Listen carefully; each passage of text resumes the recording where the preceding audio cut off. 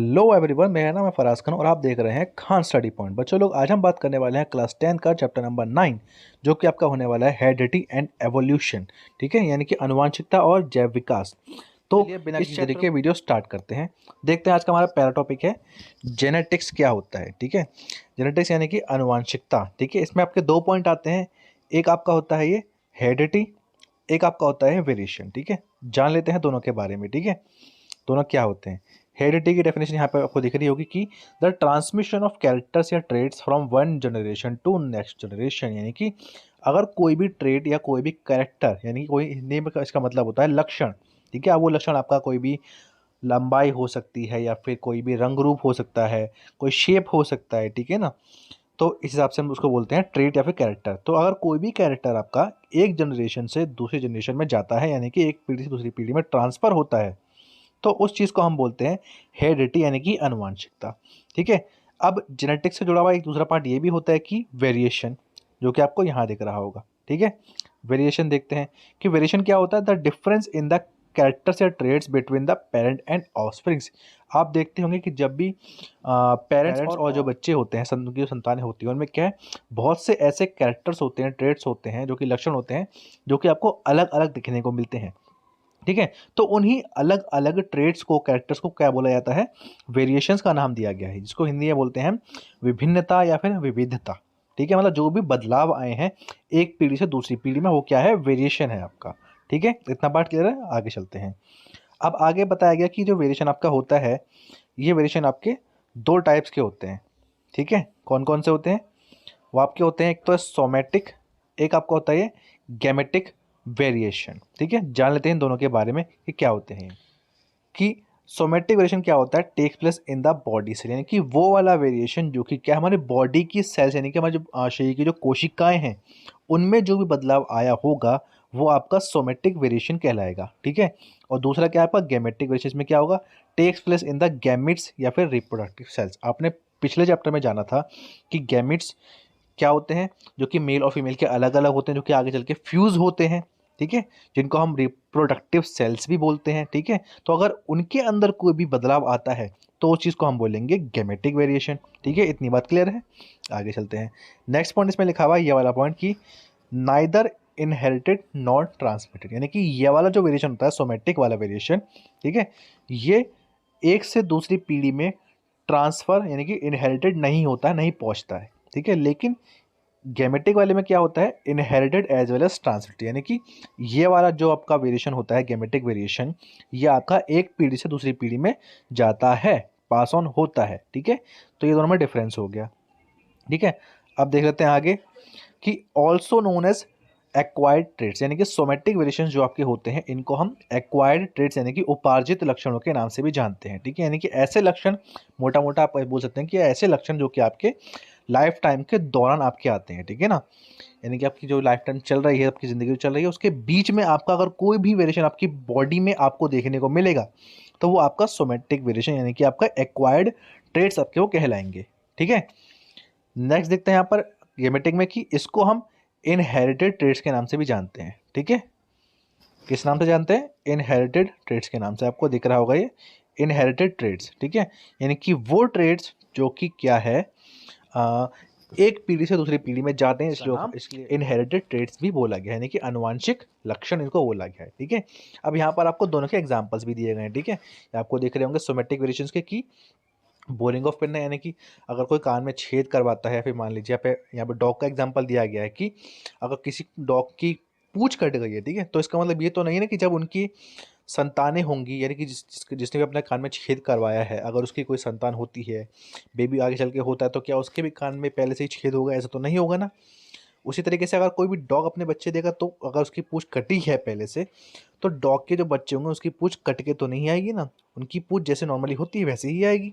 ठीक है, तो ये इसमें क्या आपको देखने को मिला कि ये जो वेरिएशन जो था ये बॉडी के अंदर, तो वो पास ऑन नहीं हुए, आगे अगले जनरेशन में नहीं गए, इसलिए इनको बोला गया सोमेटिक वेरिएशन, यानी कि एक्वायर्ड ट्रेड्स। ठीक है, लेकिन दूसरी तरफ आप यहाँ पे देखेंगे तो यहाँ पर आपको दिख रहा होगा ह्यूमन हाइट का एग्जाम्पल और फिर स्किन कलर का एग्जाम्पल। ठीक है, आपने देखा होगा, अगर आप किसी भी एनिमल में नोटिस करें या फिर आप किसी इंसान में भी नोटिस करें कि जिस रंग रूप के ऑलमोस्ट हमारे माता पिता हमारे होते हैं, उसी हिसाब से हमारा ही बॉडी टोन या फिर हाइट भी अप्रॉक्स होती है, ठीक है ना, आपने देखा होगा बहुत सारे केसेस में, ठीक है।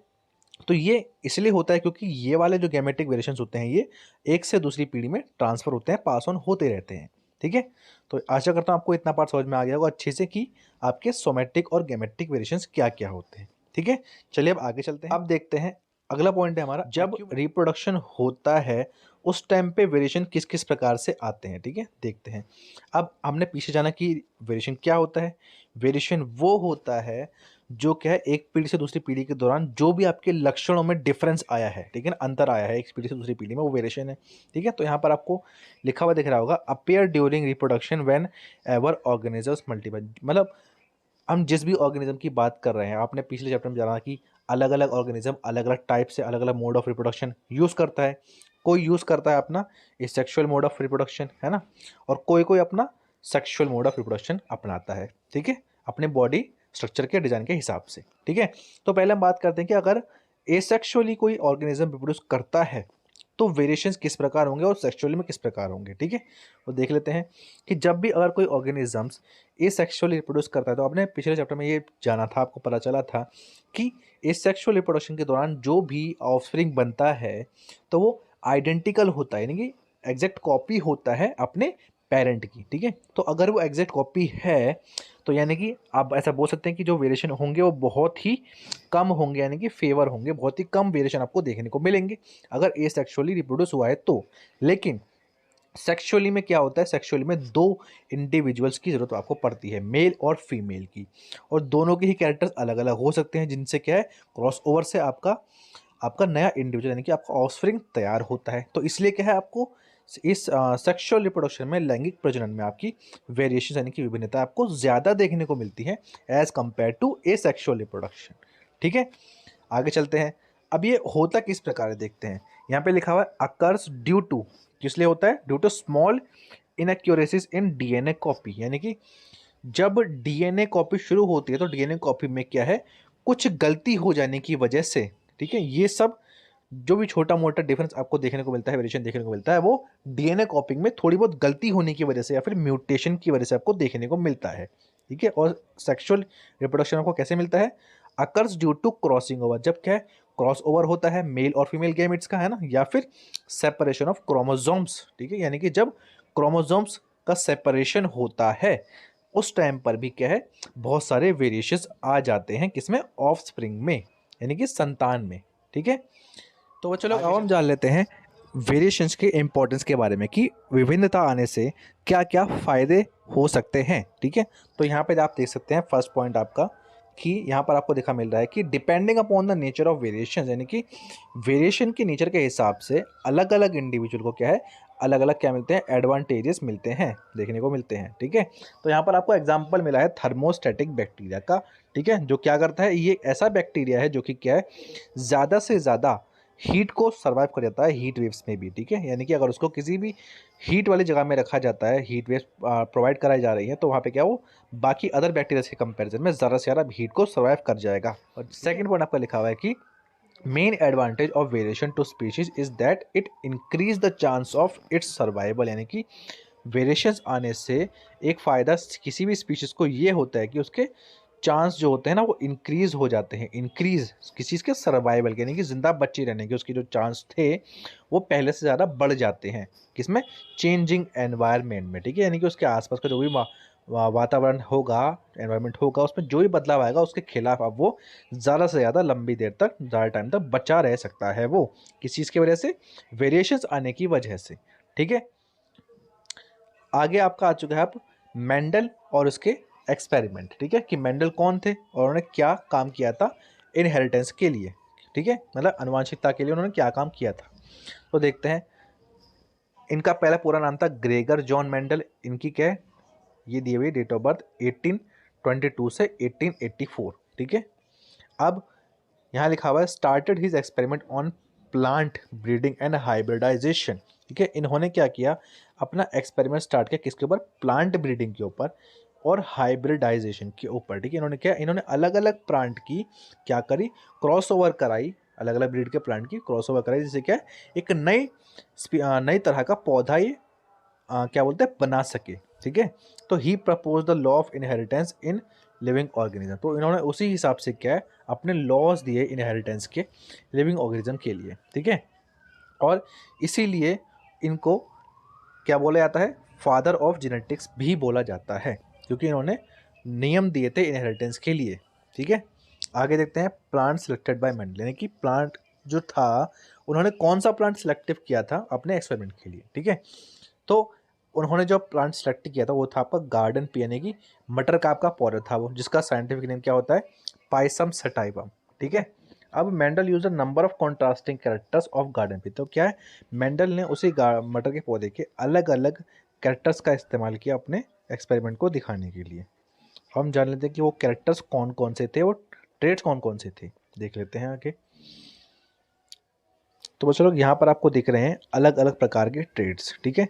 देखते हैं यहाँ पर आपको इस सेक्शन में आपको दिख रहे होंगे ये कैरेक्टर्स के नाम, और इस सेक्शन में आपको दिख रहे होंगे ये डोमिनेंट ट्रेड्स और ये रिसेसिव ट्रेड। इसका मतलब क्या है, यानी कि वो लक्षण वो ट्रेड जो कि क्या प्रभावित है, और रिसेसिव का मतलब क्या है कि वो ट्रेड या वो लक्षण जो कि आपके अप्रभावित है, यानी कि ज़रा प्रभावित नहीं थे जो, ठीक है। तो उनको अलग अलग कैटेगरी में बांटा गया है। पहले बात करते हैं सीड के शेप की। अगर सीड का शेप राउंड है तो वो डोमिनेंट है, अगर रिसेसिव है तो वो व्रिंकल्ड ही होगा, ठीक है, यानी कि झुर्रीदार, ठीक है। अब हम बात कर लेते हैं सीड के कलर की। तो अगर आपका सीड का कलर येलो है तो उसको डोमिनेंट माना गया है, और ग्रीन सीड को आपको रिसेसिव माना गया है, ठीक है। इसी प्रकार आपका अगर जो उसका फ्लावर था, फ्लावर आपका अगर वॉयलेट कलर का है तो वो डोमिनेंट ट्रेट है, प्रभावी लक्षण है, और अगर वो वाइट कलर का हुआ तो आपका वो रिसेसिव ट्रेट यानी कि लक्षण माना जाएगा, ठीक है।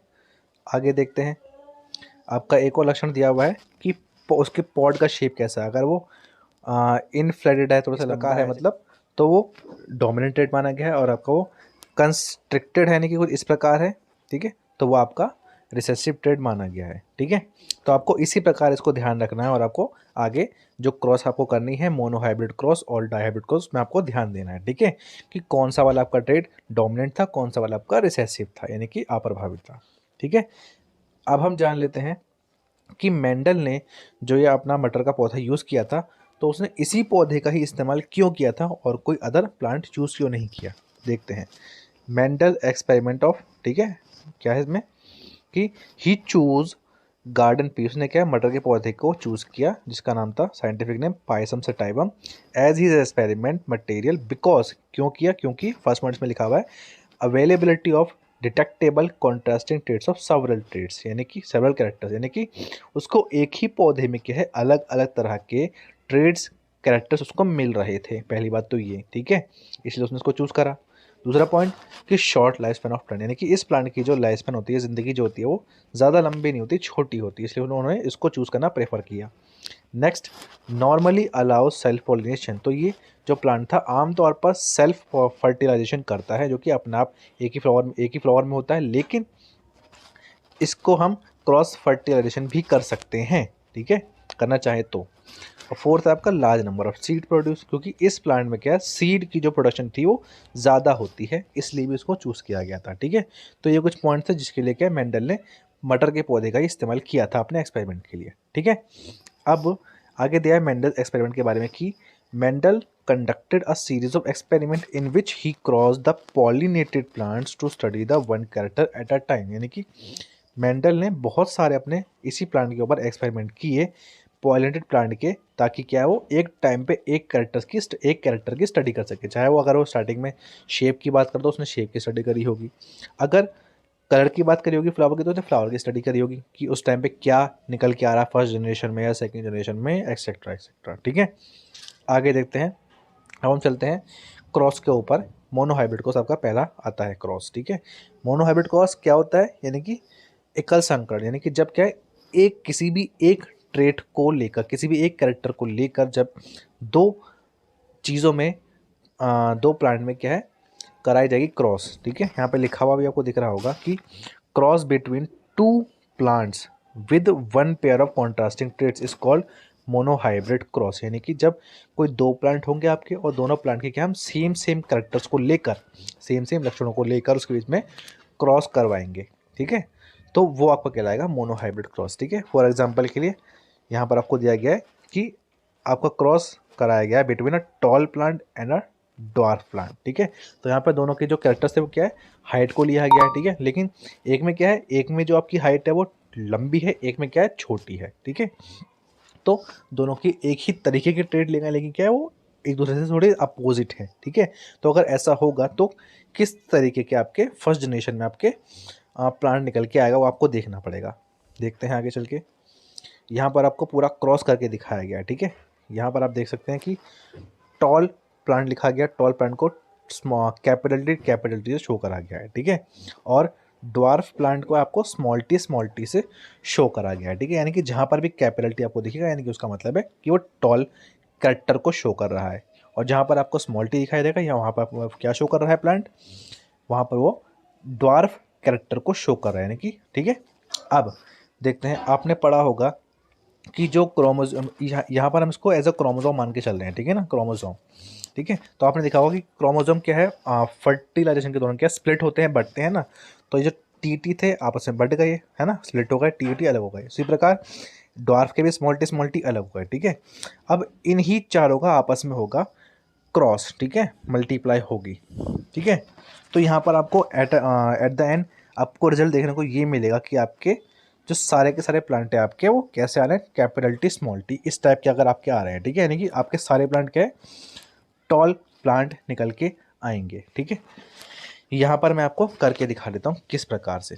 देखते हैं, देखते हैं। जैसे कि पहले क्या है, आपकी ये फर्स्ट वाली होगी, फर्स्ट की आपकी क्रॉस होगी इस फर्स्ट वाले से, सेकंड के फर्स्ट वाले से, और फिर इसी फर्स्ट की आपकी होगी इस सेकंड वाले से, ठीक है।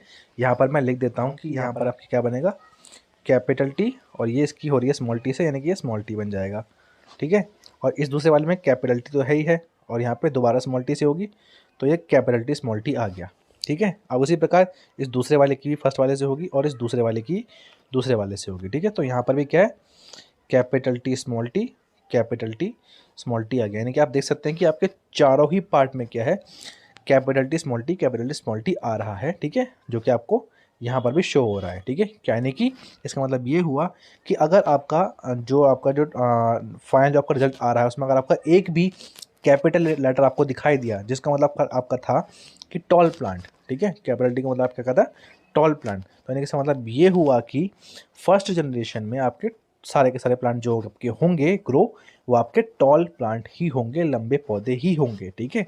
भले ही साथ में स्मॉल टी भी क्यों ना है, लेकिन अगर आपका कैपिटल लेटर एक भी आपका आ रहा है तो उसका मतलब क्या है कि जो कैपिटल टी है वो क्या है, प्रभावी लक्षण है। वो प्रभावी लक्षण क्या होता है, जो डोमिनेंट कैरेक्टर क्या होता है, वो रिसेसिव कैरेक्टर को छुपा देता है, डोमिनेट करता है, ठीक है। इसलिए क्या है, पहले जनरेशन में आपके सारे के सारे टॉल प्लांट आपको देखने को मिलेंगे, ठीक है। अब इसके बाद क्या करा गया, इसके बाद आपका सेल्फ पॉलिनेशन कराया गया इन्हीं दोनों के बीच में। क्या कराया गया, सेल्फ पॉलिनेशन, ठीक है।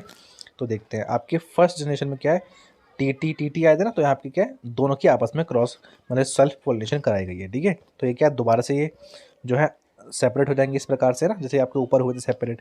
अब क्या है, इन्हीं चारों के आपस में मल्टीप्लाई हो जाएगी, ठीक है। यहाँ पर मैं आपको अपने तरीके से करके दिखा देता हूँ कि कैसे आप इसे कर सकते हैं, ठीक है। यहाँ पर आप इस प्रकार से टेबल बना के भी कर सकते हैं क्रॉस, ठीक है, और आप चाहें तो मेरे तरीके से भी कर सकते हैं। देखिए इस फर्स्ट की इस फर्स्ट वाले से, देखिए दोनों कैपिटल टी है, तो कैपिटल टी आपका आ जाएगा, ठीक है।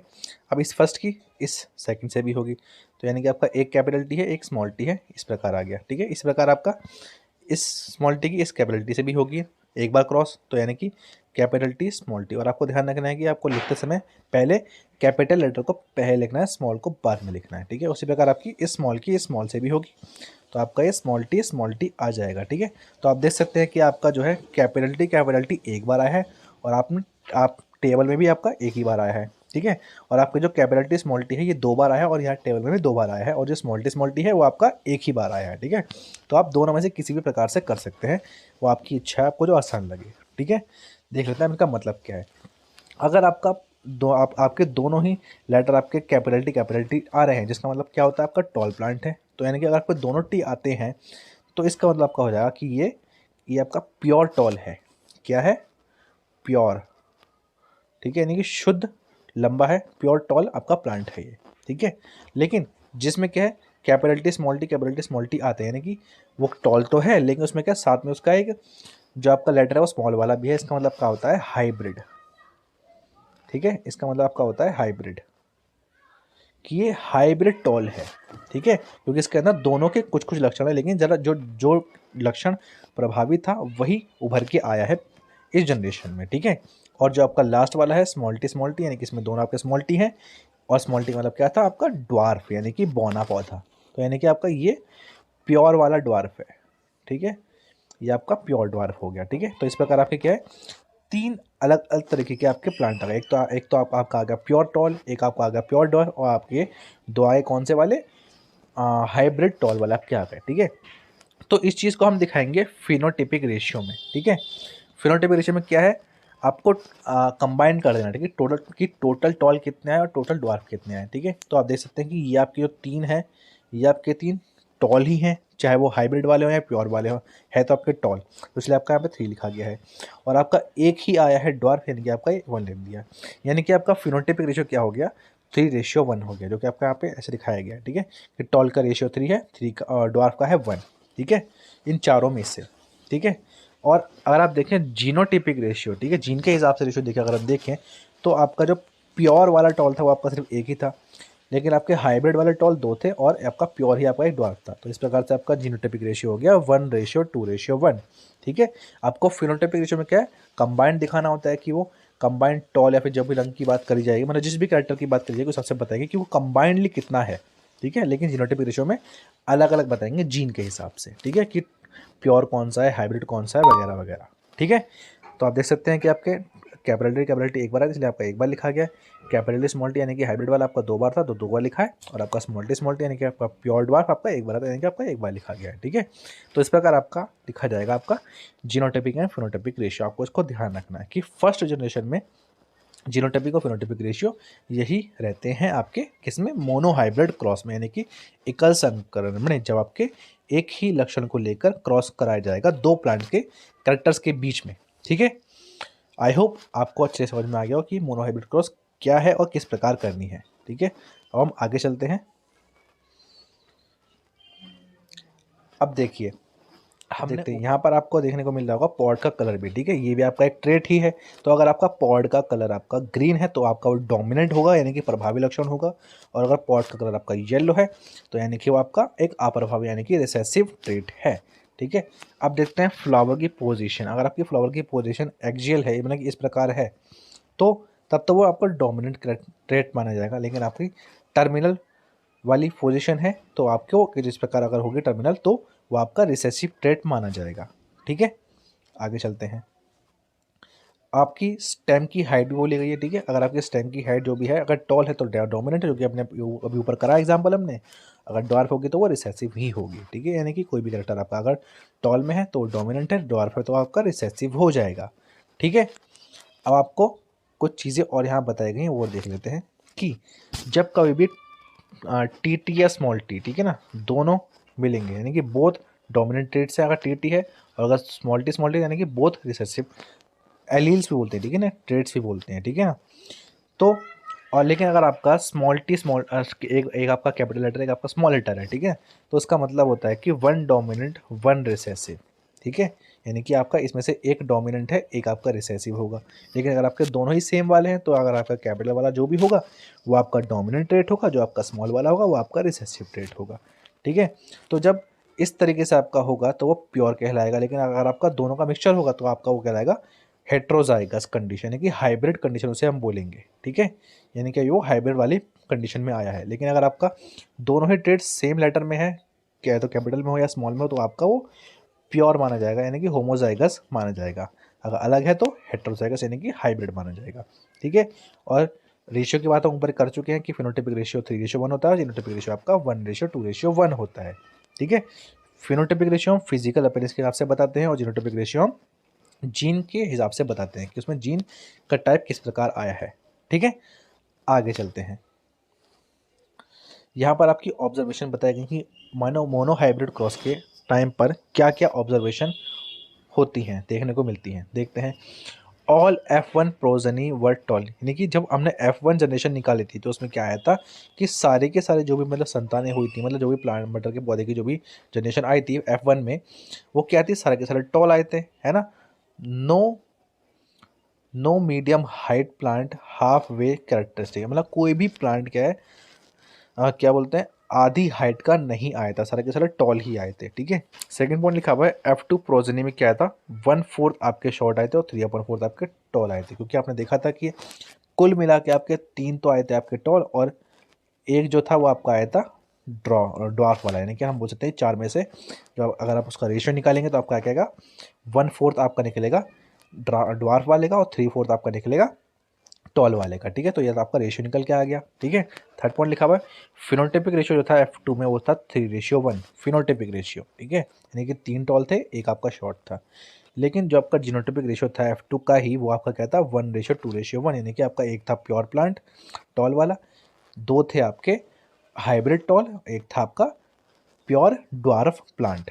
ठीक है, तो इस हिसाब से हम कंक्लूजन क्या निकालेंगे वो और देख लेते हैं कि फर्स्ट में लिखा हुआ है कि capital T and capital small T both are tall plants while small T is a short plant. ठीक है, ये बात मैंने आपको ऊपर बता दी है पहले से ही, यहाँ पर आपको लिखा हुआ भी आ गया कि जहाँ पर भी आपका अगर आपका कैपिटल टी लिखा आपको दिखा मिलेगा, यानी कि आप कोई भी आपका कैपिटल लेटर अगर आपको दोनों देखने को मिलेंगे या फिर आपका एक कैपिटल एक स्मॉल भी है तो यानी कि वो आपका डोमिनेंट वाला कैरेक्टर ही शो करेगा। और यहाँ पर हमने कैपिटल टी का मतलब टॉल से दिखाया था, यानी कि वो दोनों ही तरह के जो होंगे ना ये टॉल प्लांट को शो करेंगे। ठीक है ना, एक्सप्रेस करेंगे। और जो आपके अगर दोनों ही स्मॉल आपके आ गए लेटर्स तो यानी कि वो रिसेसिव कैरेक्टर को शो करेंगे, जो कि आपका ऊपर था ड्वार्फ वाला। ठीक है, यानी कि शॉर्ट प्लांट को वो शो कर रहे थे। सेकेंड आपका कि a single copy of T is enough to make the plant tall. ठीक है, यानी कि अगर जो आपका क्या था आपके दो चीज़ें मिलके बनती है ना, आपका एक आपके 2 लेटर आपको देखने को मिलते हैं ना, जैसे कि क्रोमोसोम में आपके होते हैं कि अगर आपके दोनों में से एक भी जो लेटर आपका है अगर वो कैपिटल लेटर में आ गया तो यानी कि वही काफ़ी है उस चीज़ को डोमिनेंट वाले कैरेक्टर के आपसे बनाने के लिए। यानी कि आपका कैपिटल टी का मतलब है टॉल प्लांट, तो यानी कि अगर एक भी टी आपका अगर किसी भी जगह पर आपको देखने को मिल गया तो यानी कि वो उसको ओवरऑल हम टॉल प्लांट के नाम से ही जानेंगे। ठीक है, क्योंकि टी का मतलब था यहाँ पे टॉल प्लांट कैपिटल में। ठीक है, while both copies have to be small T for the plant for short, लेकिन अगर आपके दोनों ही चीज़ें दोनों ही लेटर आपके स्मॉल टी आ गए तो यानी कि वो एक्सप्रेस करेगा कि जो प्लांट है वो आपका स्मॉल शॉर्ट वाला प्लांट आपका वो होगा। ठीक है, डॉर्फ वाला होगा।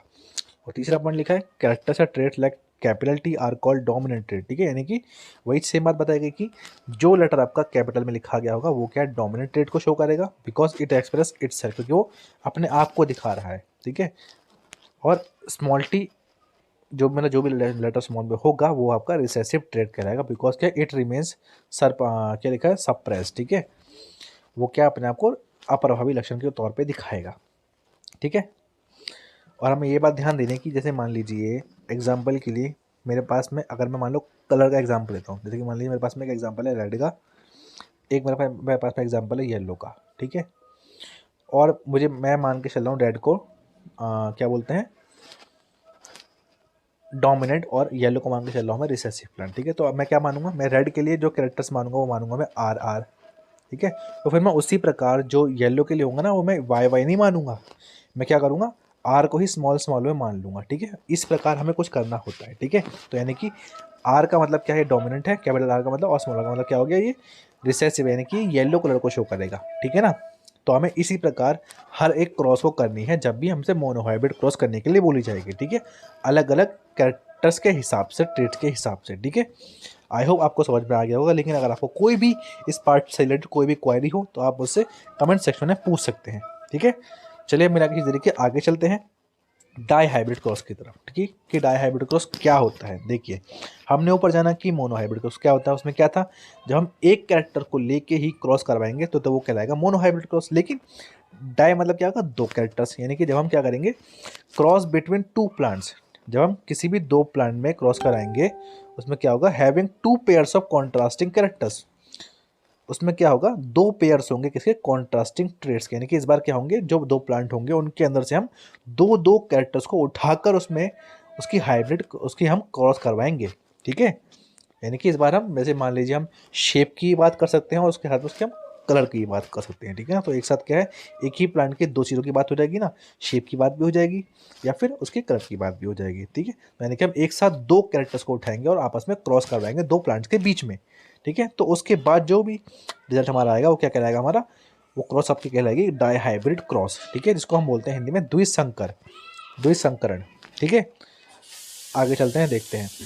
यहाँ पर आपका एग्जाम्पल लिया गया है राउंड ग्रीन सीड का, और यहाँ पर आपको व्रिंकल्ड येलो सीड का एग्जाम्पल लिया गया है, ठीक है। यानी कि एक आपका करेक्टर है शेप वाला जो कि आपका राउंड है, और यहाँ पर आपका व्रिंकल्ड लिया गया है। दूसरा आपका कलर में लिया गया ग्रीन सीड, और यहाँ पर आपका येलो सीड आपका लिया गया है, ठीक है। अब देखते हैं, राउंड जो होता है वो व्रिंकल से ज़्यादा डोमिनेंट होता है। क्या होता है, राउंड जो होता है वो व्रिंकल से ज़्यादा डोमिनेंट होता है, ठीक है। तो इस प्रकार हम आर वाले पार्ट को तो हम क्या मानेंगे, कैपिटल मान लेंगे, ठीक है। हमने आर आर मान लिया। और ग्रीन के लिए हम क्या मानेंगे, ग्रीन के लिए हम मान लेंगे वाई वाई। अब क्यों माने ग्रीन के लिए वाई वाई, क्योंकि ग्रीन जो होता है वो येलो के कंपैरिजन में रिसेसिव होता है, यानी कि अप्रभावी होता है। और जो भी हमारा डोमिनेंट कैरेक्टर होगा हम उसी जगह पर उसका कैपिटल लेटर यूज़ करेंगे, ठीक है। यानी कि यहाँ पर तो आपका येलो है, तो येलो पे यहाँ पर हम येलो के हिसाब से वाई वाई यूज़ कर लेंगे कैपिटल वाला, ठीक है। फिर उसी हिसाब से हमें इस साइड में स्मॉल वाला वाई वाई इस्तेमाल करना पड़ेगा ग्रीन के लिए, ठीक है, जो मैंने आपको ऊपर बताया अभी, ठीक है। कि जो भी हम लेटर्स का इस्तेमाल करेंगे डोमिनेंट कैरेक्टर को दिखाने के लिए उसी चीज़ का स्मॉल लेटर आपको यूज़ करना पड़ेगा रिसेसिव कैरेक्टर को दिखाने के लिए, ठीक है। जैसे आपने यहाँ पर करा कि राउंड के लिए हमने आर आर का यूज़ करा कैपिटल में, तो उसी प्रकार हमने व्रिंकल के लिए स्मॉलर का यूज़ कर लिया। उसी प्रकार हमने येलो में वाई वाई का इस्तेमाल किया कैपिटल में, तो यहाँ पर हमें स्मॉल वाई का इस्तेमाल यहाँ पे करना पड़ा ग्रीन सीड को दिखाने के लिए, ठीक है। तो इस प्रकार आपका जो ओवरऑल क्या है इसका कैपिटल आर स्मॉल वाई, और यहाँ पर आपका क्या आ गया स्मॉल आर कैपिटल वाई, ठीक है। यहाँ पर आपके इस तरीके से हमने इनको शो कर दिया, ठीक है। अब देखते हैं यहाँ पर ये क्या हो जाएंगे, आधे हो जाएंगे, ठीक है ना। ये जो होंगे ये जो आपके हमने ट्रेड्स लिए हैं ये आपके आधे हो जाएंगे। यहाँ से एक आर जाएगा, यहाँ से एक वाई नीचे आ जाएगा, ठीक है। यहाँ से भी सेम पार्ट होगा, ठीक है ना। एक आर यहाँ पे आ गया, एक वाई यहाँ पर आ गया, ठीक है। यहाँ क्या बचा, ये आपके बन गए गैमीट्स। क्या हो गए, आपके गैमीट्स हो गए जो कि आपके पेरेंट्स से आए हैं, ठीक है। ये आपका हो गया आर वाई, आर कैपिटल है, स्मॉल वाई है। यहाँ पर आपका आर स्मॉल है और कैपिटल आपका वाई है, ठीक है। अब देखते हैं इन दोनों के बीच में जब आपका क्रॉस हुआ तो क्या बनेगा, आपका कैपिटल आर और स्मॉल को लिखेंगे साथ में, तो आपका क्या बन जाएगा कैपिटल आर स्मॉल आर और ये कैपिटल वाई स्मॉल वाई, ठीक है। आपको हमेशा ध्यान रखना है कि आपको कैपिटल लेटर का इस्तेमाल आपको पहले करना है, ठीक है। तो पहले आप आर के लिए दिखा दीजिए पहले, फिर आप वाई के लिए दिखा सकते हैं, ठीक है ना। तो आपके सेम इस प्रकार से आपका आ जाएगा, ठीक है। अब देखते हैं, हमने ऊपर जाना था कि एक भी कैपिटल लेटर क्या होता है अपने आप को डोमिनेंट दिखाने के लिए काफ़ी होता है, ठीक है। और कैपिटल आर का मतलब क्या था कि वो राउंड होगा, ठीक है ना। तो यहाँ पर आर तो एक बार आया है ना, तो यानी कि वो राउंड तो हो गया। अब कैपिटल वाई भी यहाँ पर आया है, तो कैपिटल वाई के लिए हमने माना है येलो कलर, यानी कि ये राउंड येलो वाले आएंगे इसमें सीड, ठीक है। जो सीड होंगे वो कैसे होंगे, राउंड भी होंगे और येलो होंगे, क्योंकि यहाँ पर क्या है कैपिटल आर और कैपिटल वाई दोनों आए हैं इसलिए, ठीक है। आगे चलते हैं। अब जब हम इन्हीं के बीच में क्या है सेल्फ पॉलिनेशन कराएंगे इन्हीं के बीच में, ठीक है ना, तो क्या होगा। अब हम क्या करेंगे, हम इसी को ना 4 पार्ट में बांट लेंगे, ठीक है ना। पहले क्या करेंगे, कैपिटल आर के साथ में कैपिटल वाई, यानी कि ये क्या हो गए राउंड येलो, ठीक है। और कैपिटल आर स्मॉल वाई मान लिया, यानी कि ये आपके हो गए राउंड ग्रीन हो गए आपके, ठीक है ना। यहाँ हमने माना स्मॉल आर कैपिटल वाई, यानी कि आपके हो गए व्रिंकल्ड येलो हो गए आपके, और आपके एंड में स्मॉल वाई, मतलब स्मॉल आर का मतलब था आपका व्रिंकल्ड और स्मॉल वाई का मतलब क्या था ग्रीन, यानी कि आपके व्रिंकल्ड ग्रीन आपके ये वाले हो गए, ठीक है। सेम उसी प्रकार हम यहाँ पर भी मान लेंगे, ठीक है। फिर उसके बाद हमें क्या करनी है, हमें इन्हीं के बीच में क्या है क्रॉस दिखानी है, मल्टीप्लाई दिखानी है, ठीक है। उसके बाद आपको क्या आंसर आएगा देखते हैं। यहाँ पर आपको ये कुछ इस प्रकार टेबल बनी हुई दिखाई दे रही होगी, ठीक है ना। हमने सारे ट्रेड्स को यहाँ पे लिखा है, ठीक है ना। सेम यहाँ पे लिखा है और सेम हमने इनको यहाँ पर भी लिखा है, ठीक है। और हमने बारी बारी से इनकी क्रॉस कराई है, ठीक है। देखते हैं, पहले इस आर वाई की हम बारी बारी से पहले इससे करेंगे, फिर इससे, फिर इससे, फिर इससे क्रॉस करते चले जाएंगे और हमारा आंसर ये और ये आता चला जाएगा। सेम इसी प्रकार इसके लिए करेंगे तो इसका आंसर ये और एंड में जाके क्या है ये टेबल पूरी फिल हो जाएगी, ठीक है ना। अब 4 अलग अलग कैरेक्टर्स की हम 4 बार अलग तरीके से कर रहे हैं, मल्टीप्लाई क्रॉस करवा रहे हैं, तो यानी कि आपके 4 चौक 16 आपको नए कैरेक्टर्स आपको देखने को मिलेंगे, ठीक है ना। मतलब 16 तरह के आपके नए सीड आपके फॉर्म होंगे F2 जनरेशन में, ठीक है ना। तो वो क्या होंगे, वो इस प्रकार होंगे, ठीक है। राउंड येलो जो आपके होंगे वो आपके होंगे 9, जो कि आप यहाँ से गिन सकते हैं। राउंड आपको उन्हीं को काउंट करना है जिसमें क्या कैपिटल आर कम से कम एक बार तो हुई हो, और येलो आपको उन्हें काउंट करना है इसमें क्या है, येलो आपका सॉरी आपका कैपिटल वाई आपका एक बार कम से कम हो ही हो, ठीक है। तो कुल मिला के आपके क्या है वो 9 आएंगे राउंड येलो, ठीक है। उसी प्रकार आपके राउंड ग्रीन आपके आएंगे 3 प्लांट। राउंड मतलब आपका एक लेटर कैपिटल होना चाहिए आर वाला, और आपका ग्रीन के लिए होना चाहिए स्मॉल वाई, दोनों के दोनों को भी, ठीक है ना।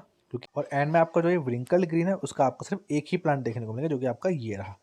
क्योंकि आप ध्यान से देखेंगे यहाँ पर क्या है, आपके आर भी दोनों स्मॉल है और वाई भी आपके दोनों स्मॉल है। और आर स्मॉल होने का मतलब क्या है, वो व्रिंकल्ड है। वाई स्मॉल का मतलब है कि वो ग्रीन है, तो यानी कि वो व्रिंकल ग्रीन आपका सिर्फ एक ही प्लांट आपका आएगा, ठीक है। तो इस प्रकार हम बोल सकते हैं कि इनका जो रेशियो आएगा वो क्या आएगा, 9:3:3:1, ठीक है। तो ये आपको रेशियो देखने को मिलेगा, ठीक है, आपके डाई हाइब्रिड क्रॉस का, ठीक है। अब देखते हैं यहाँ पे क्या क्या ऑब्जर्वेशन हमें इस दौरान देखने को मिली।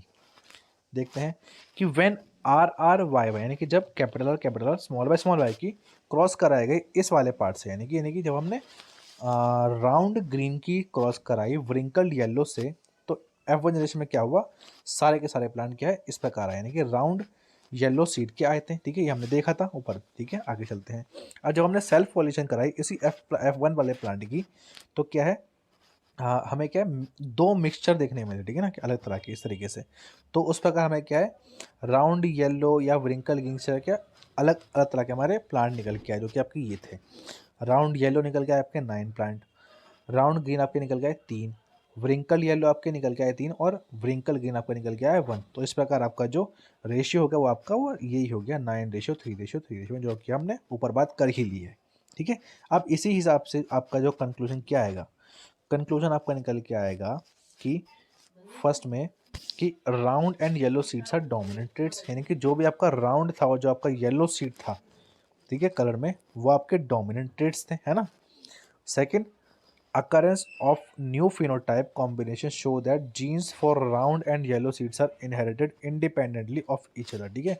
कि जब फिनोटाइप का जो आपका नया जो आपका फिनोटाइप का कॉम्बिनेशन आपका आया, वो आपका ये शो करता है कि जो आपके जीन्स थे ना राउंड के और येलो के, वो क्या है इंडिपेंडेंटली क्या है इनहेरिटेड हुए हैं एक दूसरे से, ठीक है। तो इतनी बात हमारी खत्म होती है डाईहाइब्रिड क्रॉस की, ठीक है।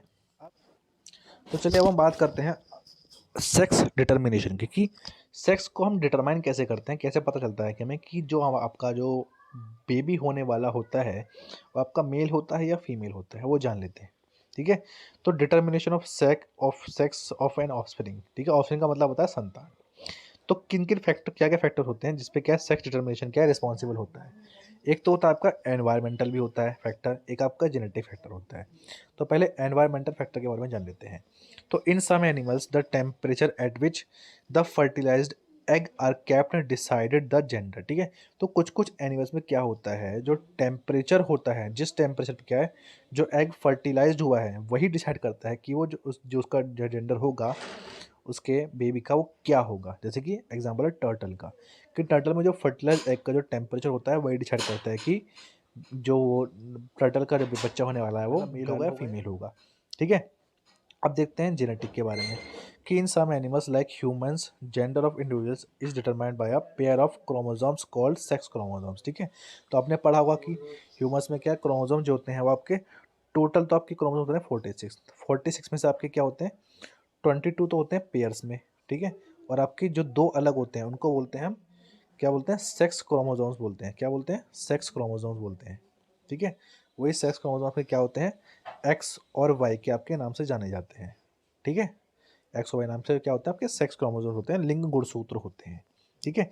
अब अगर दोनों ही एक्स एक्स क्रोमोसोम अगर होंगे तो यानी कि वो फीमेल आपका चाइल्ड है, और अगर आपका एक एक्स है एक वाई है तो यानी कि आपका मेल वो आपका बच्चा होने वाला है, ठीक है। तो इस बात से हम डिसाइड करते हैं कि जो बेबी होगा वो मेल होगा या फीमेल होगा, ठीक है। अब हम बात कर लेते हैं सेक्स क्रोमोसोम्स के बारे में, ठीक है ना। तो यहाँ पर वही सेम बात लिखी हुई है, ठीक है ना, कि in human beings there are 23 pairs of chromosome, total मिला के 23 पेयर्स होते हैं। इसमें से क्या है 22 जो क्रोमोसोम्स के पेयर होते हैं उनको तो बोलते हैं हम ऑटोसोम्स, ठीक है ना। जो 22 पेयर जो होते हैं क्रोमोसोम्स के उनको तो बोलते हैं ऑटोसोम्स, और जो लास्ट पेयर जो होता है उनको हम जिसकी वजह से हम क्या है डिसाइड करते हैं जेंडर, उनको बोलते हैं हम सेक्स क्रोमोसोम्स। ठीक है, जो 22 पेयर है उनको बोलते हैं ऑटोसोम्स, और जो बाकी जो एक पेयर बच गया जिनसे डिसाइड होगा जेंडर बेबी का, वो क्या आपका कहलाता है सेक्स क्रोमोसोम्स। ठीक है, एक्स एक्स का मतलब है कि फीमेल, एक्स वाई का मतलब होता है मेल। ठीक है, अब यहाँ पर आपको क्रॉस की मदद से आपको दिखाया गया है यहाँ पर कि किस प्रकार डिसाइड करते हैं। ठीक है, तो देखते हैं यहाँ पर आपका ये फादर, ये आपका मदर। फादर मतलब मेल यानी कि उसके पास क्रोमोसोम होंगे एक्स वाई, और मदर के पास में एक्स एक्स क्रोमोसोम्स होंगे। ठीक है, तो उसको हम सेपरेट कर लेंगे इस प्रकार से, है ना, गैमेट सेपरेट होते हैं इस प्रकार से, एक्स और वाई अलग हो जाएंगे, यहाँ पर एक्स एक्स अलग हो जाएंगे। ठीक है ना, अब वही सेम तरीका यहाँ पर अपनाएंगे जो मैंने आपको ऊपर तरीका बताया कर रखे हैं। पहले इसकी इससे कराई गई है, फिर इसकी इससे कराई गई है। ठीक है, तो यहाँ पर आपका एक्स एक्स और एक्स वाई, यहाँ पर क्या है दोनों में आपके एक्स एक्स आ गए, क्योंकि एक्स वाले की दोनों एक्स एक्स से हुई है, यानी कि आपके एक्स एक्स दोनों आ गए। यानी कि लेकिन जब आप इस वाई की कराएंगे इस पहले से और इस वाई की करेंगे इस दूसरे से, तो क्या होगा, एक बार वाई की एक्स से हुई है, एक बार वाई की फिर एक्स से हुई है। ठीक है, तो यानी कि आपको क्या मिला, 50-50 चांस होता है आपका मेल और फीमेल होने का। ठीक है, मतलब मान लीजिए आपका जो मेल्स में से जो आपका स्पर्म निकलता है, अगर उसमें से क्या है एक्स क्रोमोसोम जाता है तो आपका फीमेल चाइल्ड बनता है। लेकिन अगर आपका वाई क्रोमोसोम अगर आपका फीमेल के एग में जाके फ्यूज होता है, तो यानी कि उसका मतलब होता है कि आपका मेल बेबी आपकी होने की प्रोबेबिलिटी ज़्यादा हो जाती है फिर। ठीक है ना, तो इस हिसाब से हम बताते हैं कि बेबी का सेक्स क्या होता है। तो बच्चों लोग आशा करता हूँ आपको इस चैप्टर अच्छे से समझ में आ गया होगा। अगर आपको हमारी वीडियो थोड़ी सी भी हेल्पफुल लगी हो तो इस वीडियो को लाइक ज़रूर कीजिएगा और चैनल को सब्सक्राइब कीजिएगा, और आने वाली वीडियो से जुड़े रहने के लिए चैनल को सब्सक्राइब जरूर कीजिएगा। ठीक है ना, जल्दी मिलेंगे आपसे एक और नई वीडियो के साथ में, तब तक के लिए till then take care, bye bye.